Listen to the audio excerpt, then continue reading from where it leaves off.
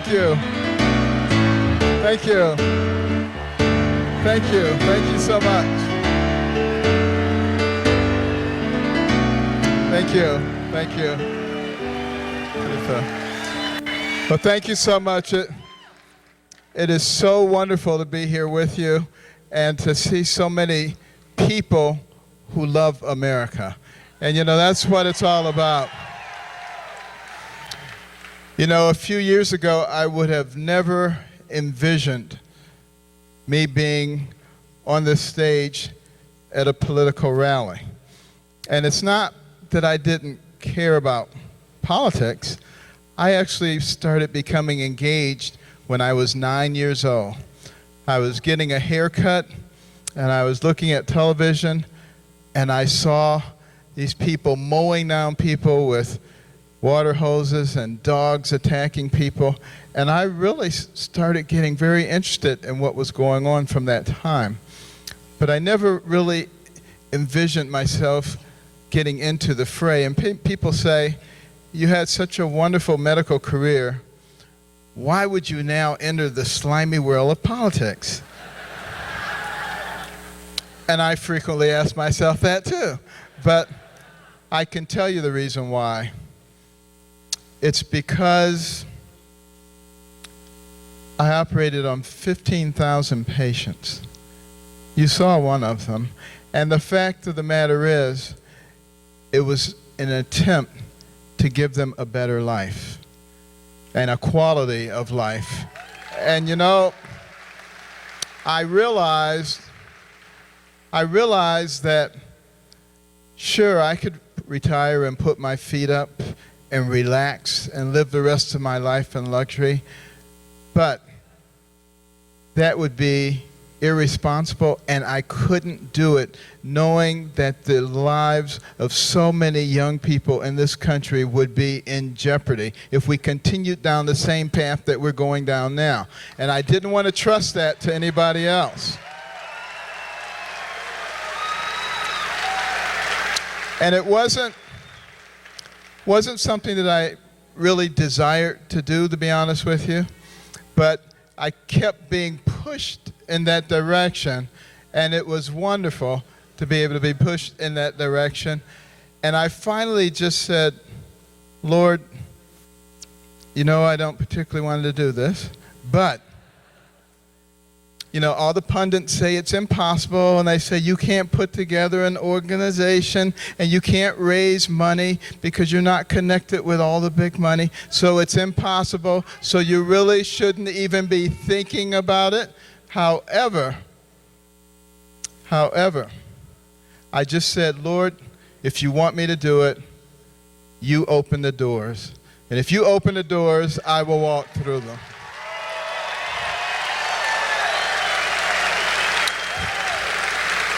And, you know, we've been able to put together a magnificent national organization. I found it amusing a few months ago. The Washington Post says, Carson's organization is falling apart. All of his people are quitting. This is what they want to happen. It has nothing to do with reality. You know, I just find it amusing. And they said, you'll never be able to raise money. But they forgot about one very important thing: the people. They forgot about the people. And, you know, we have received hundreds of thousands of donations from ordinary people. You know, $30, $40, $50, $60, $70 donations.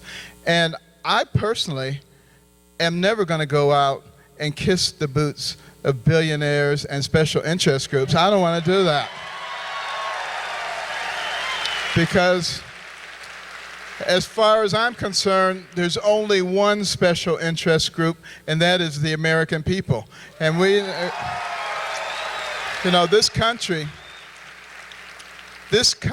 was designed for the people, of, for, and by the people. The government was there for one purpose and one purpose only, and that was to facilitate life, liberty, and the pursuit of happiness for the people. Now, something has gone terribly awry. And I think one of the clearest manifestations of it was the so-called Affordable Care Act. Because, you know,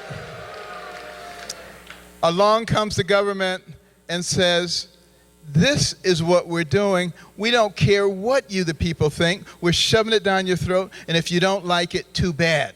That's a fundamental change. And you know what? It's the beginning of a big change in America unless we, the people, decide that we're not going to have it. We have to be the ones who make that decision.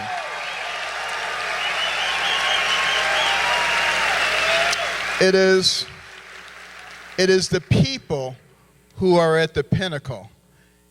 We are the ones at the very top level. We are the ones who make the decision of what kind of nation we're going to have. And if we relax and we become less vigilant, as Thomas Jefferson said, the government would simply grow and grow and infiltrate every aspect of our lives and begin to control who we were, and we would begin to turn into something else. But just before we turned into another form of government, he said the people would wake up and regain control. I think now is the time to do that.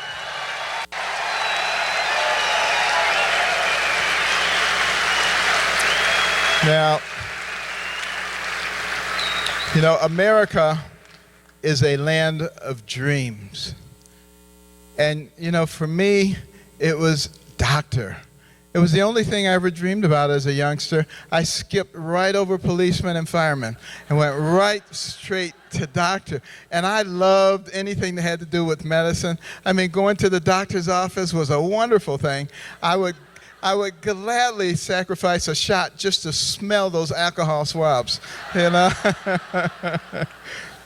But, you know, it's a land of dreams for so many people. And, you know, there are a lot of people who try to denigrate our country, and they try to say that it's an evil place and that we're responsible for all the bad things going on in the world. But have you noticed that there's a lot of people trying to get in here and not too many people trying to escape? Have you noticed that? So,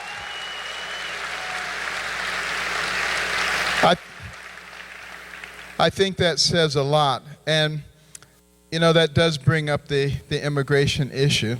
You know, the fact of the matter is, we do have an illegal immigration problem in this country. And we have laws, and we need to be able to pay attention to our laws. And what I have said consistently is that we need to seal our borders, but not just the southern border, but the northern border, the Pacific border, the Atlantic border, every border there is.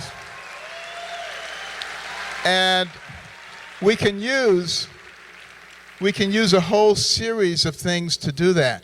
Not just fences and walls, but electronic surveillance, drones, and many of the techniques that are used to keep people out of top secret places.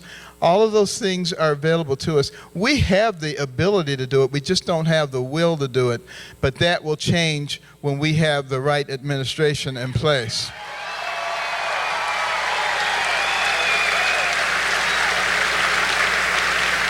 And once we get those borders sealed, and you know, the reason that it's so important, a lot of people think it's just because of people coming from south of the border. There are radical global jihadists who want to destroy us and our way of life. And we have to keep them out. And we cannot make it easy for them to get in here. So, you know, this is a matter of our own security that we have to be thinking about. And then once we've gotten those borders sealed, we have to turn off the spigot that dispenses the goodies. There cannot be any goodies for people. If there are no goodies, guess what? They won't come. It won't be worth trying to get through our borders if there are no goodies. And that includes employment. You should not, we should make it illegal to employ people in this country who are not legally here. It's as simple as that. And now that will stop the flow. You still have a bunch of people who are still here. Now, some of them, if they can't, meet the employment obligations, will leave. But there are others who are here, many of whom don't have any other place that they can call home. They don't know of any other place. And we, as Americans, have always been compassionate people.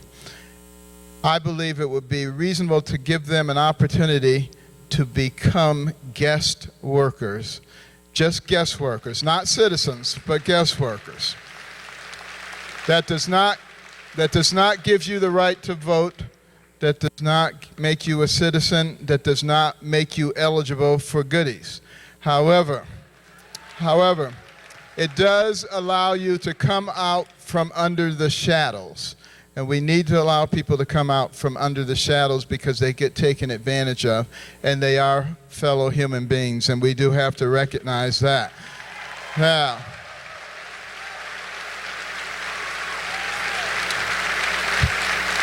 in order for them to be registered as a guest worker, they have to pay a back tax penalty. They have to pay taxes going forward. And if they want to become U.S. citizens, they have to get in line, in the back of the line, like everybody else, and go through the same process as everybody else. Because we have to pay homage to the people who have done it the right way. And there are a lot of people who have done it the right way. And we should have an open immigration policy, but we should get to choose who we want to become American citizens. That's important. And, the 14th Amendment has been brought up recently about anchor babies, and it doesn't make any sense to me that people can come in here and have a baby, and that baby becomes an American citizen and allows them to come in. That doesn't make any sense at all. There are many countries in the world where they simply have recognized that and don't allow that to occur. I talk about that in a book that will be coming out in October that my wife and I wrote called A More Perfect Union, which really explains the Constitution and why various things were put in there. Because we all know we have a Constitution, but we actually need to know what's in it. I think that's important. Particularly the people in Washington need to know what's in it,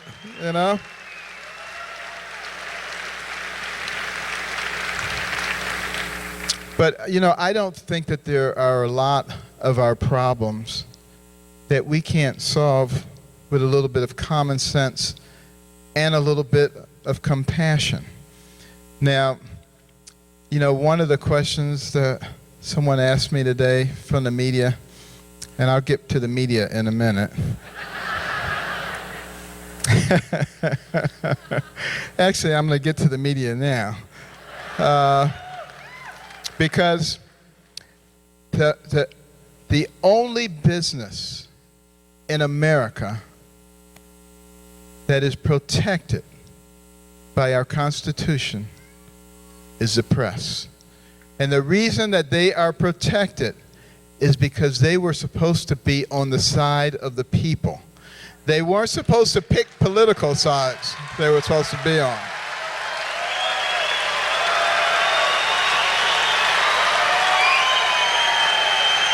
And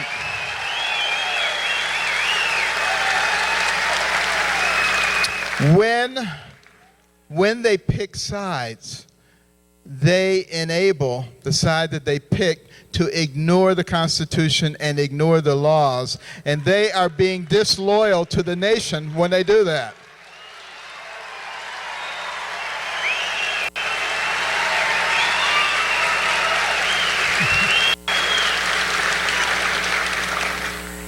However, they do provide comic relief.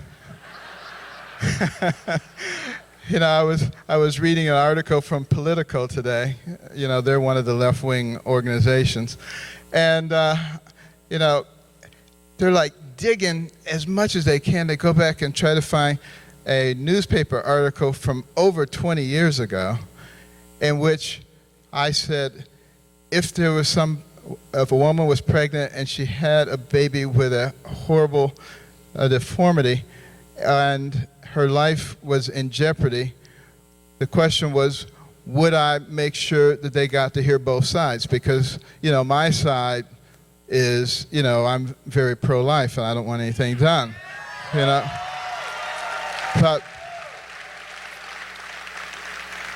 But of course I would make sure they heard both sides. I mean, that's only reasonable. But they try to take that to say, Carson refers people on to abortionists to take care of them. You know, just total crap, you know, that's what they do. And, you know,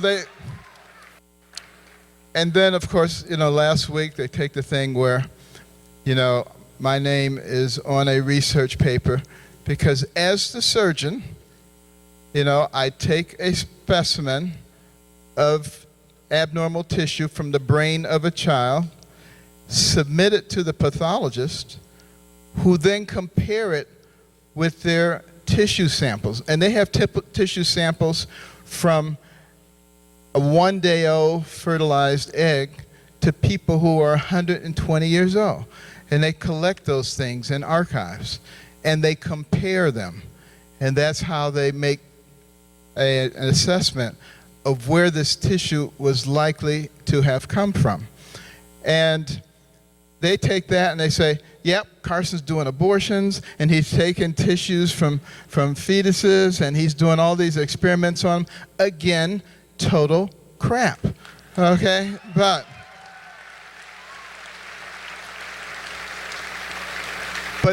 their goal, of course, is to try to say that what Planned Parenthood did was okay because I'm doing it.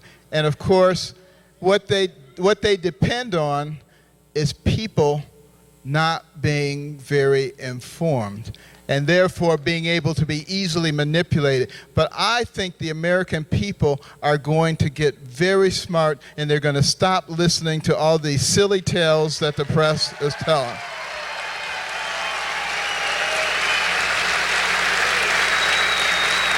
Now, another area that I think is so important is being informed and being educated. Benjamin Franklin and Thomas Jefferson especially emphasized this. Why were they so concerned about it? They said our system, our freedom, is dependent upon a well-informed populace. And if they ever become other than that, the nature of the country will change. And what did they mean by that? Well, if people are not well-informed, then they can be easily misled by slick politicians and dishonest media, and it'd be taken off in another direction very easily. For instance, someone would come along and say, oh, the economy is great. We're doing such a wonderful job. You know, the unemployment rate is down to 5.3%, which is essentially full employment. And if you're not very savvy, you would say, oh, wow, this is great. You see what a good job they're doing? But if you're savvy and you're informed, then you know that that number can be made to be anything you want it to be based on who you include and who you exclude, and that the real number is the labor force participation rate, which is the number of people who are eligible to work who are actually working, which is at a 37-year low. That's where the economy really is, and of course that's what you see all around you. You don't have to listen to that. You can open your eyes and see what's going on, you know?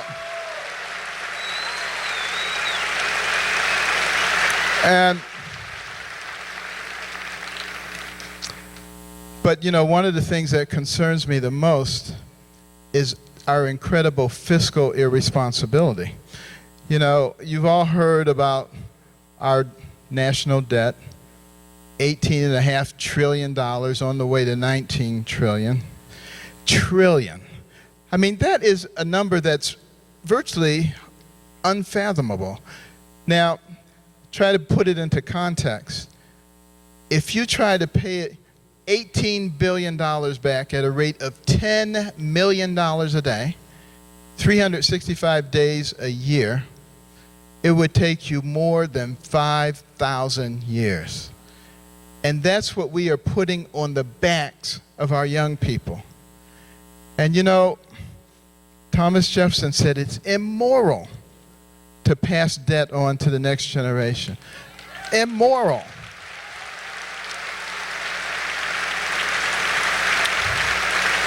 I mean, if we could transport him back until today, he would immediately stroke out. I mean, he'd say, what are they doing? It is ridiculous. But you know what? That's the good news, because it's actually much worse than that. When you go home tonight, please look up fiscal gap and read about the fiscal gap, and read about it from more than one source. You know, I mentioned the fiscal gap in my announcement speech in Detroit in May. What it is the amount of unfunded liabilities that our government owes. Social Security, Medicare, Medicaid, all the departmental programs, cabinet programs, what we owe going forward versus what we can expect to bring in terms of revenues from taxes and other sources. And if you're responsible, those numbers should be almost identical. You bring that forward into today's dollars, and you have what's known as the fiscal gap. Right now, it sits at $211 trillion. I mean, it's an unfathomable number. You know, I mentioned that in that speech, and the next day the liberal press came out and say, see, we told you he doesn't know anything. He doesn't know anything about economics. Fiscal gap, what is he talking about? He's an idiot savant. He only knows about neurosurgeon. He doesn't know about anything else. And then the day after that, Forbes came out with an article that said 17 Nobel laureates in economics and 1,200 economics professors agree with Carson.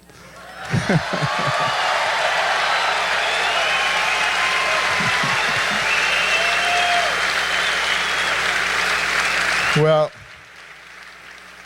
that kind of put an end to that. But the fact of the matter is, the only reason we can sustain that level of debt is because we can print money, which we are doing in an irresponsible way. You know, we decoupled our dollar from anything, from the gold standard in 1971. We can print money based on our good name, our faith, and credit. And that could collapse any moment now with the kind of debts that we owe. You know, the ability to print money generally goes with the country that has a currency which is the reserve currency of the world. And it's usually the number one economy in the world, which we were from the 1870s until last year, when China became the number one economy. Would they like to be the reserve currency? You betcha, with the problems they're having right now. But they can't quite sustain it yet. You know, they are working with the Asian International Investment Bank and sinking hundreds of billions of dollars into it, along with some of our allies. At some point, they will be healthy enough, but it gives us a grace period.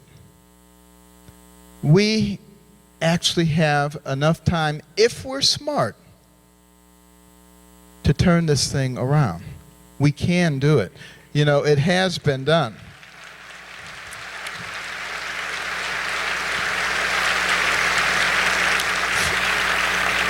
For instance, all we have to do to balance the budget is not raise federal spending by 1 penny for about 3 or 4 straight years. That's all we would have to do. And of course, there's a lot more than that we can do. We need to reduce the size of our government, which is absolutely ridiculous. You know?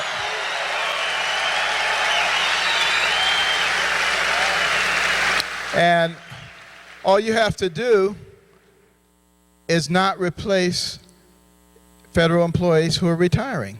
Thousands of them retire every year. Don't replace them. You do that for about 4 years, and all of a sudden you're down to a reasonable level. You can just shift people around.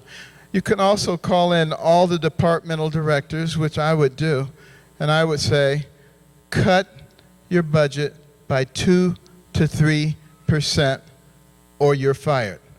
That's what you do.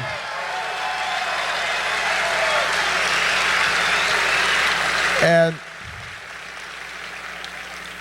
you do that for a few consecutive years, and all of a sudden, you're starting to cruise. But that's only the beginning. You know, we got to get the most powerful and dynamic economic engine the world has ever known rolling again. We can't do it with all these regulations. We got way too many regulations. And every single regulation that comes out costs us money. And it costs everybody money, and that disproportionately hits the poor. And that's one of the things that's driving the income gap. And you got people like Bernie Sanders and Hillary Clinton saying the reason we got this income gap is because the rich people have too much money. That is not the reason. You can take every dime of the top 1% and apply it to our debt situation, and we will still be in very big trouble. That is not the problem. The problem is we have to begin to grow the economy and cut things where appropriate and act like people who have half of a brain, you know?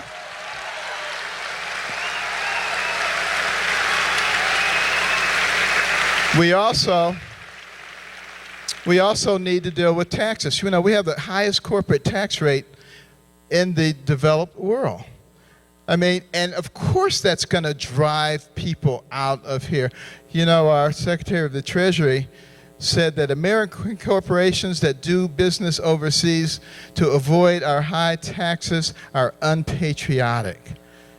Now, that shows he knows nothing about business, nothing about our system. People do not go into business to support the government. They go into business to make money. And a wise government recognizes that and tries to create an environment that is conducive to the development of good business, an environment that encourages entrepreneurial risk-taking and capital investment. That's what gets us where we're going. But right now, let's go back to that, to the capital, to the, what was I talking about? I was talking about the high corporate tax rate. And, you know, what I would advocate is, first of all, lowering it to a level that is below the average of what everybody else is doing, so we begin to attract business, manufacturing, all of those things back into this country. And I would also advocate for a 6-month hiatus in corporate taxes so that we could repatriate the over $2 trillion that's overseas, bring it back to this country. What a gigantic stimulus that would be. And it wouldn't cost American taxpayers 1 penny. That's what we need to do. I would only stipulate that 10% of that money must be used to create jobs for people who are unemployed and on welfare. And the reason that I would do that is because we have to get the corporate sector once again recognizing the responsibility to our fellow man. You know, what we have done in this country is we have allowed the government to do what we, the people, should be doing. And, you know, since the 60s, since the 1960s and the war on poverty, we've spent $19 trillion trying to eradicate poverty. And what have we gotten for it? 10 times more people on food stamps, more poverty, more welfare, more incarceration and crime, broken families, out of wedlock birth. Everything that was supposed to be better is not only worse, it's much worse. And what intelligent people do when something isn't working is they do something else. You know, what stupid people do is more of the same. So we can do better.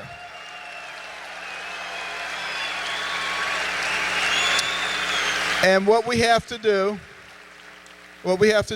is encourage business, industry, academia, Wall Street, churches, community groups, everybody to begin to realize that they must invest in our people, particularly in our people who are downtrodden. We only have 330 million people. We're competing against China and India. They have over 1 billion people. We cannot afford to let any of our people go to waste. And we must work very hard to cultivate all of them.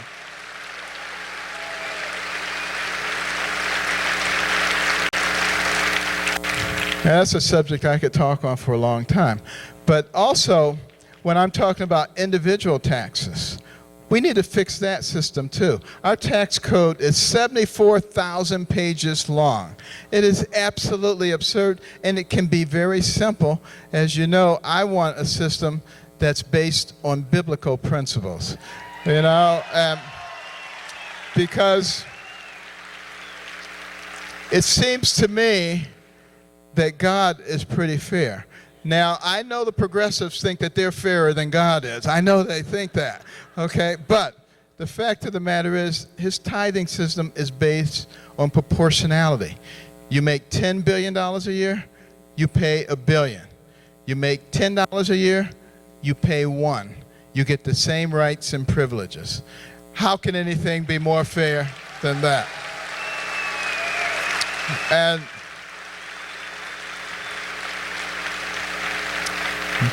no deductions, no exemptions. Now, some people will say, but the guy who paid $1 billion, he's still got $9 billion left. That's not fair. We need to take more of his money. You know what that's called? Socialism. Okay? That's not who we are. That's not America. What made America great was not socialism.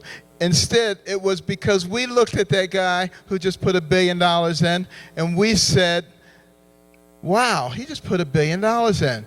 Let's create an even better environment so that next year he can make $20 billion and put $2 billion in. You see? And then, on the other end of the spectrum, there are those who say, well, but the guy only made $10. He can't afford to put $1 in. You know, why can't he? Can he afford to send his kids to public school? Can he drive on the public roads? You know, that is so condescending. Pat him on the head and say, there, you poor little thing. There's nothing you can do. You know, I grew up in the bottom rungs of society, and I can tell you that there are a lot of people there who have pride, and they don't want to be treated like that. It's not right.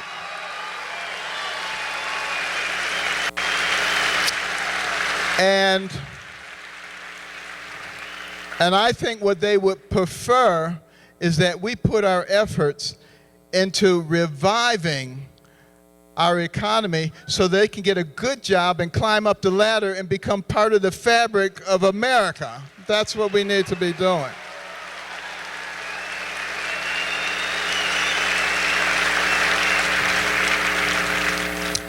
Now, the other thing that I think threatens to destroy us is our unwillingness to take a leadership role on the world stage.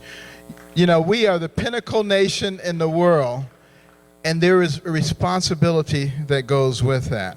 Now, I know that there are some people, and they look back to 2003, and they say, we shouldn't have gotten involved with the war in Iraq, and, you know, we wasted a lot of money and a lot of lives, and it was just a stupid thing, and why would we repeat that. That is a very short-sighted view, because in 2003, our existence was not at stake. And right now, with radical jihadists who wish to destroy us and our way of life, our existence is at stake. It's a different situation.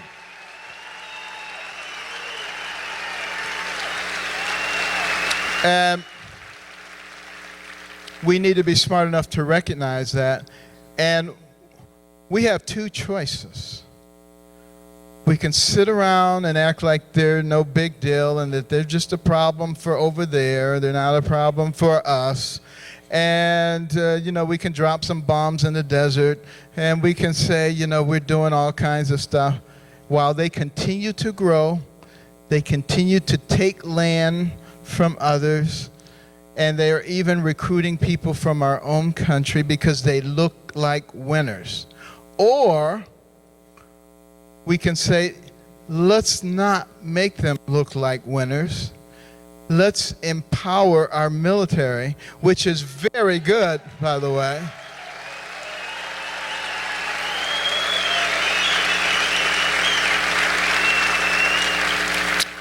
And let's take the land back from them, including the oil, which I've said for several months now. Take the oil, take their source of income, and don't let them have anything that even appears like a victory, and wipe them out.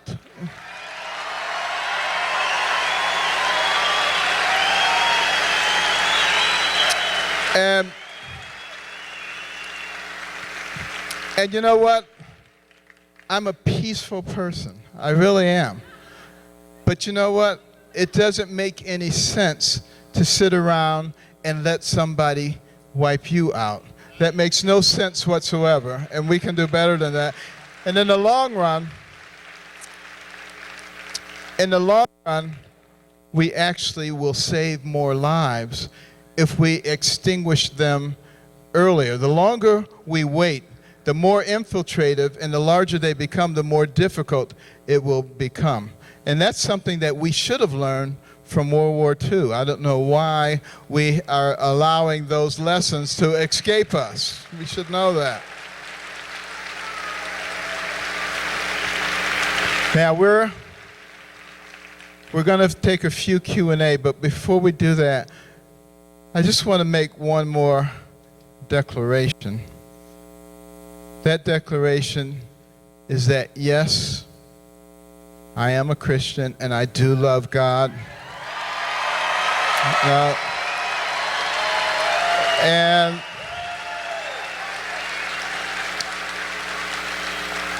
And when you look back at the history of our country, and you look at some of the stories that are well documented, you know that God played an important role in who we are.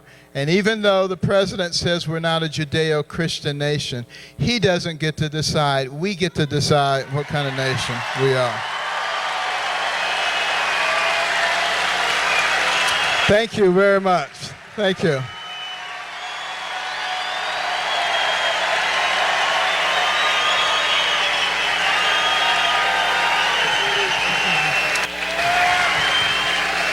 I'd like to introduce myself.